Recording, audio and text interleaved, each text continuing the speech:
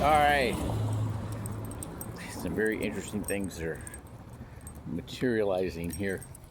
This is Monday here in Cypress, Texas. It's beautiful today. Um, the I was reading Luke chapter 9, and a verse popped out at me, and it was verse 50. It says, "There's somebody else that's preaching to people, and the disciples want to stop him because he's not with them. And Christ says, don't stop him.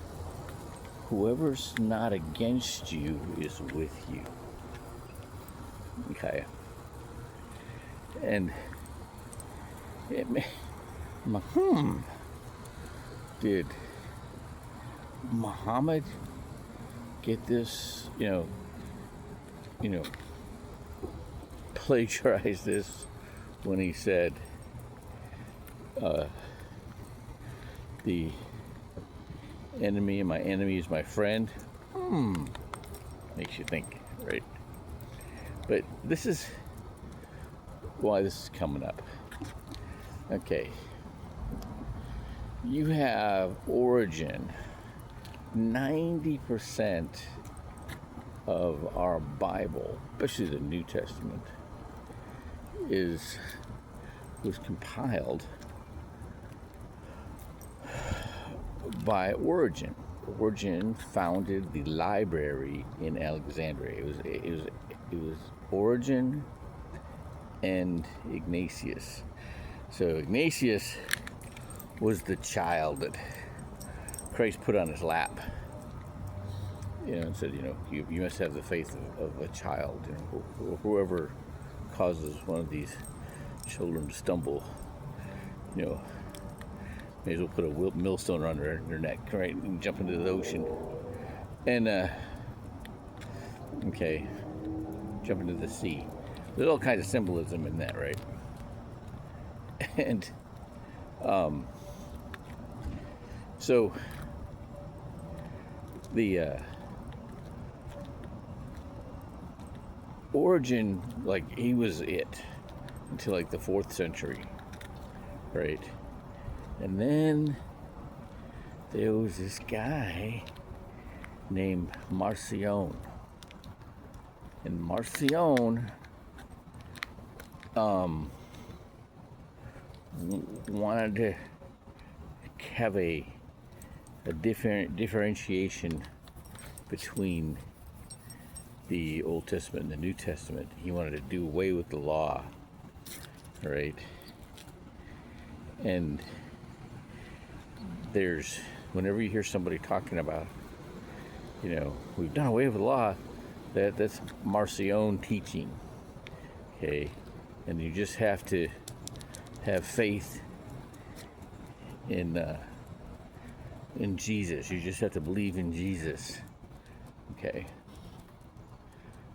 And there's a mean, vengeful God that was the God of the Old Testament, and then there's the loving, forgiving God in the New Testament. Okay, they are the same, right? Whenever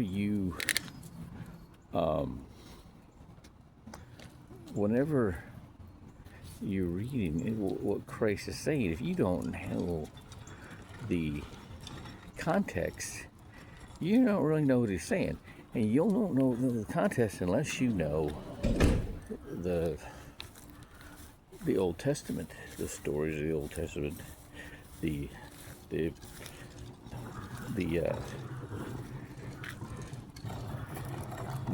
613 laws of Moses, but not just the letter.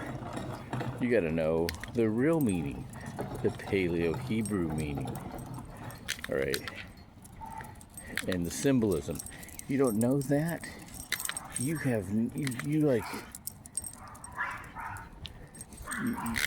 know what? I read the Bible 16 times, cover to cover, and not knew this stuff. Okay, until I came to learn it. Okay, now the those people, the Greeks, were more intellectual, right, and analyzed every little thing, right, and they like it was a contest like to master this understanding. Okay, they called them the Gnostics. All right, and they became demonized because they were ignorant people. You know, I don't know if they didn't know how to read, all right, or they sure weren't putting this stuff together. It's like somebody, like I smoke contemporary mathematics, you know, and you know, reasoning and statistics. I smoke that stuff. But when it comes to college algebra, that's like, and I've done it a bunch of times, right? And you got to do it enough until that part of your brain unlocks to get it right. And I know that, right? Is there something wrong with college algebra, or is it that I just have to master it? Okay, it's the same thing. There's nothing wrong with having this understanding, okay? But those people that have a hard time grasping it, okay, are going to think there's something wrong with it, okay? And so teaching it, right? You know, the more we teach it, the more everybody's going to know, right? And there's,